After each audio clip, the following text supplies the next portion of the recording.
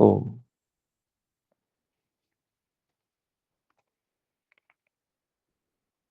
गुरुकुल क्रांति की इस कक्षा में आज के दिन हम आजीवन स्वस्थ कैसे रहें इस विषय पे बात करते हैं और इस विषय में हम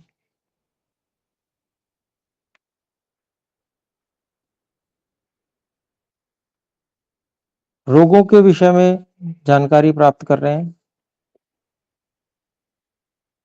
उन रोगों में क्या लक्षण होते हैं, लक्षण उत्पन्न होने से पहले कैसी स्थिति रहती है, क्या कारण रहते हैं रोग के उत्पन्न होने के। तो यदि हम उन सब बातों को जान जाते हैं तो उन त्रुटियों को करने से हम बच जाएंगे। ऐसा ज्ञान हमको हो, इसके लिए हम ये विषय देख रहे हैं जिससे हम स्वस्थ रह सकें आजीवन।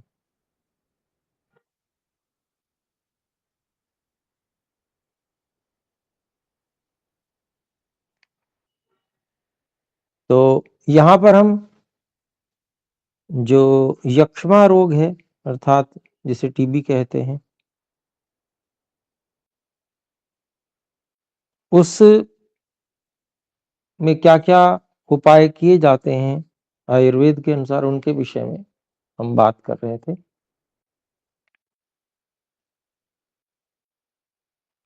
और हमने बात की थी कि अनेक प्रकार के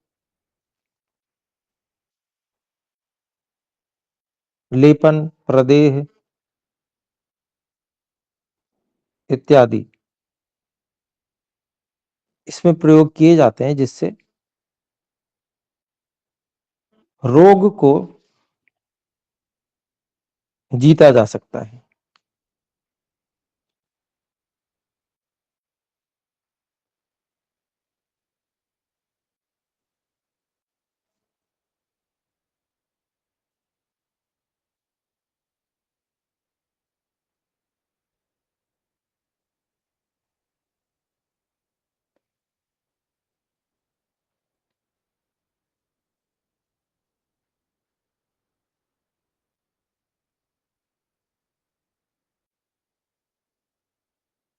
तो अनेक प्रकार के प्रलेप, प्रदेह इत्यादि हमने बात की।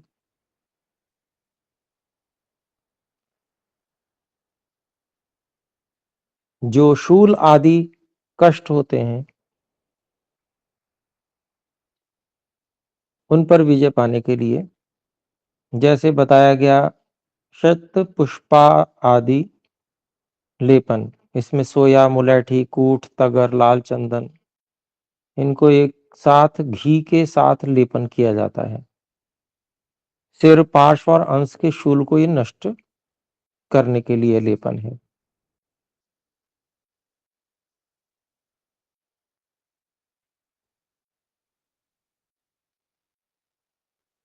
ऐसे ही हमने 4 प्रदेहों की बात की थी।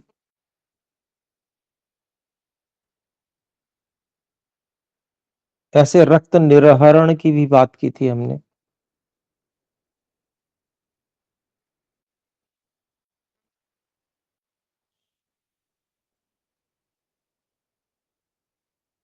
सिर, पार्श्व और अंश शूलों में नस्य, धूम्रपान, भोजन के पश्चात स्नेहपान, अभ्यंग के लिए तेल और वस्तीकर्म, इनकी बात की थी।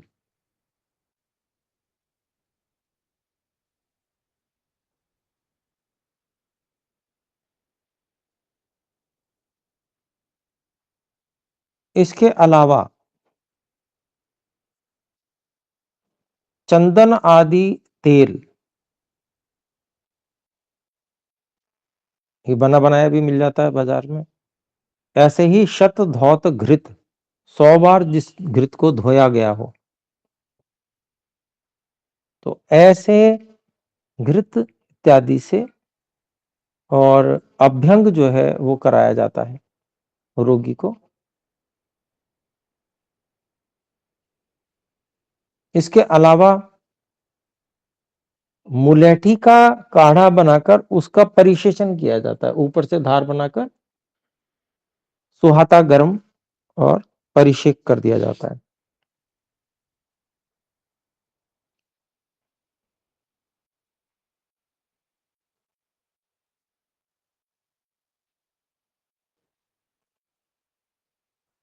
तो ये जो बातें हैं ये इसमें जैसे बहुत सारी शीतल औषधियों से अभ्यंग है, और मुलैठी और दूध इसका परिषेक किया जाता है, तो ये दोनों चीजें भी शीतल हैं। तो जहां पित्त की अधिकता हो वहां पर इस प्रकार का प्रयोग होगा।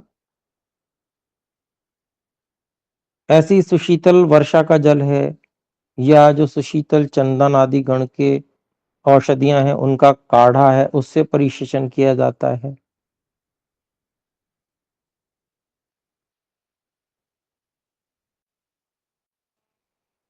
इसके अलावा जिन यक्ष्मा के रोगियों में दोष अधिक होता है, अर्थात वात पित्त कफ अधिक बढ़े हुए होते हैं, तो उनका पहले स्नेहन और स्वेदन कराकर और स्नेहयुक्त वमन और स्नेहयुक्त विरेचन ये दिया जाता है। लेकिन ध्यान ये रखा जाता है हमेशा कि ये जो स्नेहयुक्त वमन और विरेचन दिए गए हैं ये व्यक्ति को कमजोर न करें।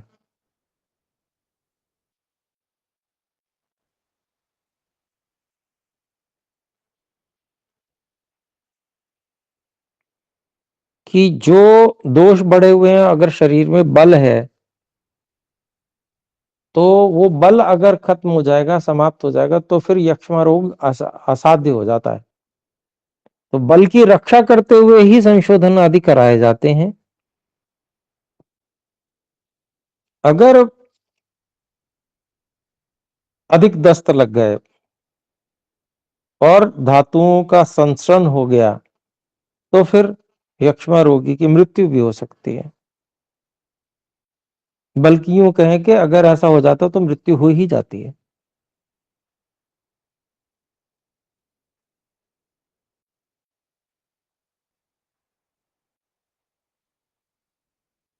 तो उसमें कारण जो है रोगी के बल से अधिक की मात्रा में विरेचन हो जाना, ये कारण है।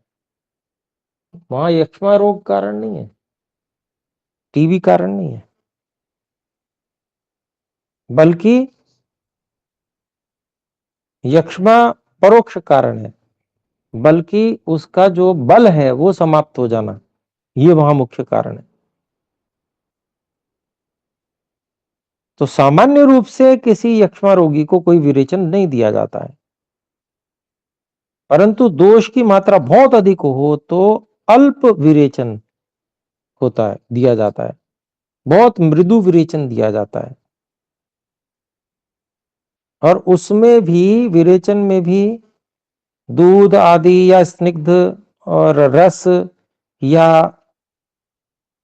स्नेह ये सब मिलाकर ही वो विरेचन दिए जाते हैं, क्योंकि विरेचन जो अपना प्रभाव करेगा तो उससे विरेचन तो होगा, परंतु अन्य जो साथ में दिए गए स्नेह इत्यादि हैं या बलवर्धक चीजें हैं वो शरीर में बल को बनाकर रख सकती हैं। इसलिए दूध आदि या स्निग्ध द्रव्यों को मिलाकर ये विरेचन दिया जाता है।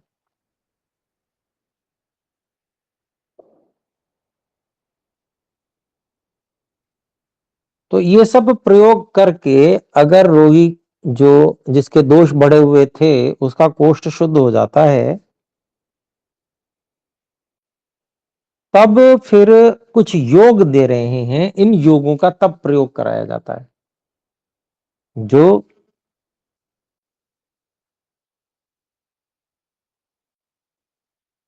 लाभकारी होते हैं इसमें यक्ष्मा में। तो इसमें बला और शालपर्णी, कृष्णपर्णी, कंटकारी, बृहति और गोखरू, अथवा बला के साथ में बिदारी कंद या मुलैठी, इनके काढ़ों को सिद्ध करते हैं और उन काढ़ों से घृत को सिद्ध करते हैं, घी को सिद्ध करते हैं, और सेंधा नमक वहां पर कल्क के रूप में दिया जाता है।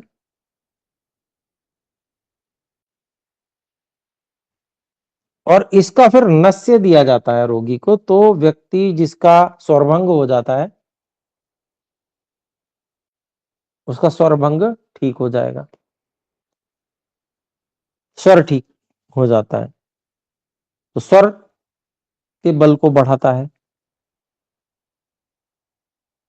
ऐसे ही और भी नस्य दिए हुए हैं, जैसे पुंडरीक काष्ठ है, मुलैठी, पिपली, बड़ी कटेरी, बला, मूल त्वक, इनके कल्क से सिद्ध दूध, मतलब इनके कल्क से दूध को सिद्ध कर लिया, फिर उस दूध को दही जमाकर उसमें से घी निकालते हैं,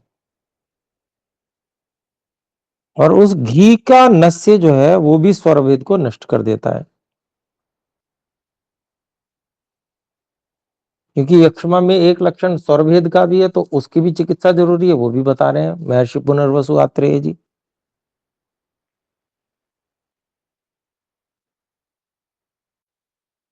और जो भोजन कराया जाता है, उस भोजन के बाद में घृतपान यदि कराया गया रोगी को, ऐसी अवस्था में घृतपान कराने से उसके सिर में दर्द, शिरशूल, पार्श्वशूल, अंशशूल, कास, श्वास, ये सब नष्ट होते हैं।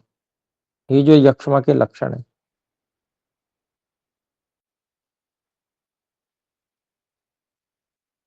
तो इस प्रकार से घृतपान के द्वारा स्नेहन और बल की वृद्धि होती है, और जो जो ये समस्याएं हैं ये वायु आदि का अनुलोमन हो जाने के कारण से समाप्त हो जाती हैं।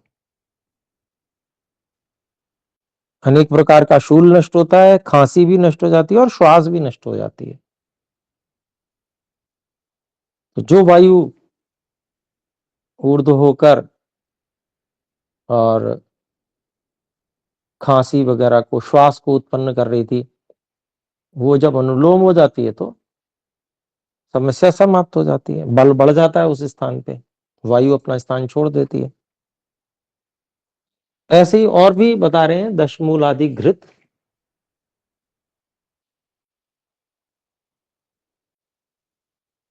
इसमें अनेक प्रकार के दूध आदि, दशमूल का काढ़ा, बला की जड़ का छिलका इत्यादि जो है, रस इत्यादि इनमें प्रयोग किए जाते हैं।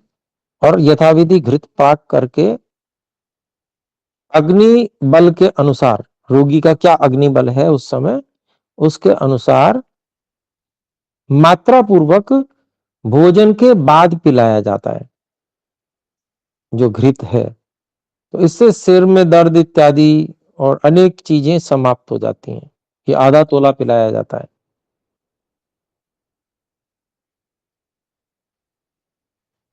इसके अलावा भोजन के बाद में या भोजन के मध्य में यक्ष्मा के रोगी की अग्नि के अनुसार, अग्नि बल कितना है उसका, उसके अनुसार दूध में रासना घृत या बला घृत मात्रा में डालकर पिलाने से शिर, शूल इत्यादि रोग नष्ट हो जाते हैं।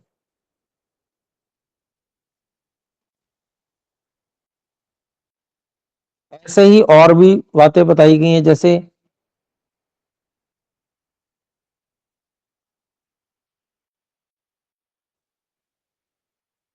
खरजूर आदि घृत बताया गया है एक, इसमें घी को पिंड खजूर, मुनक्का, मुलैठी, फालसा, इन सब के साथ में काढ़ा बनाकर और यथाविधि पाक किया जाता है। पाक हो जाने पर घी को अलग कर लेते हैं और ऊपर से पिपली चूर्ण का प्रक्षेप दे देते हैं, मिला देते हैं उसको। ये जो घृत बनता है, खरजूर आदि घृत कहते हैं इसको, इससे स्वर भेद नष्ट हो जाता है, खांसी नष्ट हो जाती है और श्वास भी नष्ट हो जाती है। तो ये बहुत सुंदर योग एक और दिया हुआ है, घृत। ऐसे ही एक और महर्षि पुनर्वसु आत्रेय जी बता रहे हैं, दशमूल के काढ़े से दूध को सिद्ध करते हैं।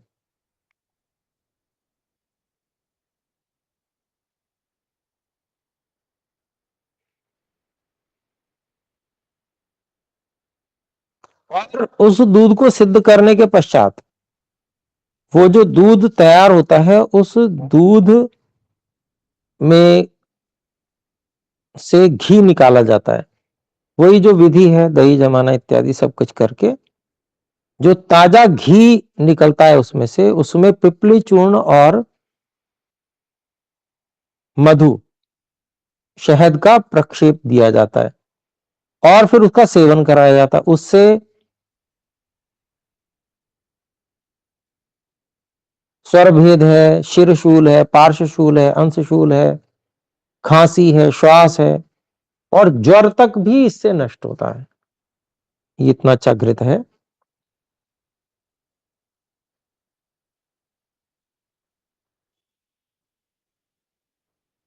सामान्य रूप से घृत नहीं दिया जाता है, लेकिन यहां पर विशेष योग जो है उससे रोग का नाश होता है, देखिए। और ऐसे ही पंचमूल घृत है। इसमें पंचमूलों का काढ़ा, दूध, इनसे घृत को सिद्ध किया जाता है विधि के अनुसार। ये जो घृत है ये भी राजयक्ष्मा में जो स्वर भेद है, सिर में दर्द है, पार्श्वशूल है, अंशशूल है, कास है, खांसी, श्वास, ज्वर, सभी सातों उपद्रवों को ये नष्ट करने वाला पंचमूल घृत ये कहलाता है।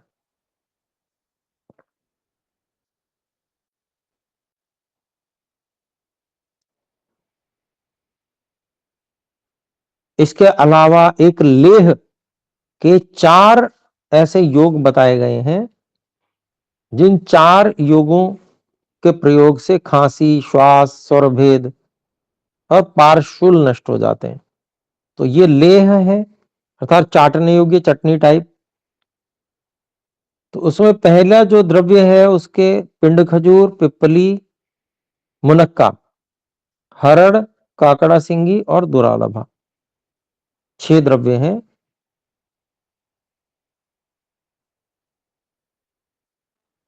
इनको मधु और घी के साथ चाटा जाता है। इनको परस्पर मिलाकर और फिर मधु और घी के साथ में चाटते हैं, लेह है इसलिए। ऐसे ही दूसरा योग और दिया है, उसमें हरड़, बहेड़ा, आंवला अर्थात त्रिफला लिया जाता है। फिर पिपली, मोथा, सिंघाड़ा, पुराना गुड़ और खांड ये मिला लिए जाते हैं, इससे लेह बन जाता है। ऐसे ही तीसरा जो और दिया गया है, इसमें क्षीर काकोली, कचूर, पुष्कर मूल, तुलसी, खांड और पुराना गुड़ ये डालकर और इसका अवलेह चाटने योग्य उसको बना लिया जाता है।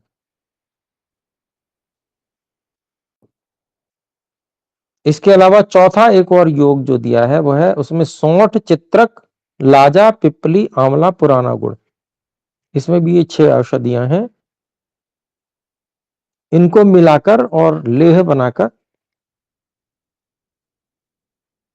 घृत और मधु के साथ में इसको रोगी को चटाया जाता है।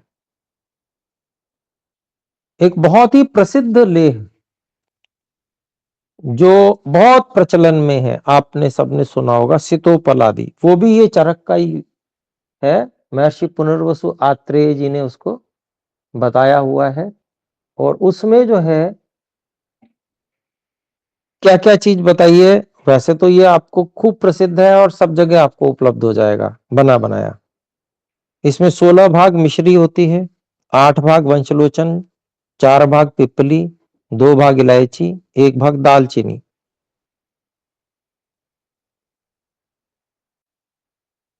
तो ऐसे ये चूर्ण करके रख लिया जाता है और मधु और घी के साथ में चटाने से यक्ष्मा रोग समाप्त होता है। श्वास, कास, कफ, इनको ये नष्ट करता है। एक माशा की मात्रा खिलाई जाती है। जिनकी जिह्वा में सुप्ति हो जाती है, अर्थात जीव जैसे सो गई हो, जीव में स्वाद का अनुभव ना हो रहा हो, स्पर्श का ज्ञान नहीं हो रहा जिह्वा में, ऐसी मधुर आदि रस का ज्ञान नहीं हो रहा है, अरुचि हो गई, मंदाग्नि हो गई, जिनको पार्श्वशूल है, तो ऐसे रोगियों को भी इसका सीतोपल आदि चूर्ण का, और उसको लेह बनाकर, चूर्ण को घी और मधु के साथ मिलाकर फिर लेह बनाकर चटाया जाता है, तो उसका प्रयोग कराया जाता है। तो ये सारी समस्याएं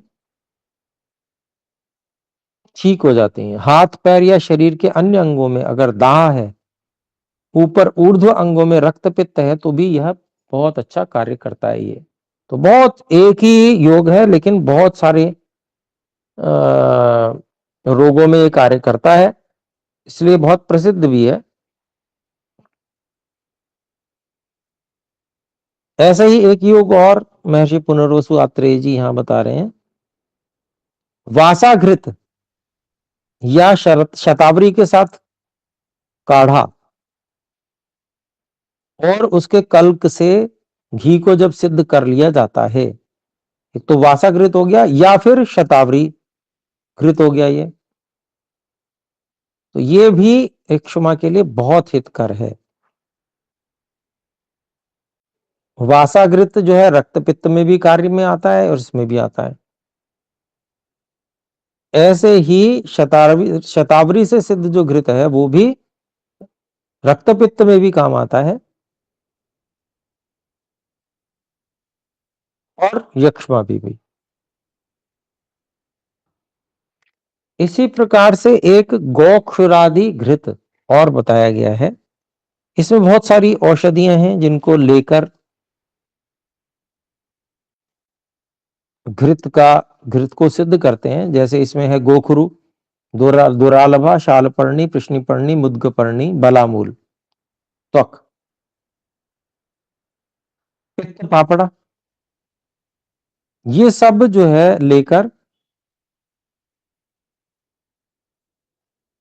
और घृत और उससे 10 गुना जल में उनका काढ़ा वगैरह करके, और जब 10वां भाग शेष रह जाता है तो फिर अर्थात घृत घृत शेष रह जाता है, कल्क उसमें जलने नहीं देते, तो उसको छान लेते हैं, तो घृत अलग हो जाता है। ऊपर से और कल्क करते हैं कचूर, पोहकर मूल, पिपली, त्रायमाणा, भूयावला, चिरायता, कुडज का फल, इंद्रजो, सारिवा, अनंत मूल जिसे कहते हैं, तो इनका कल्क होता है।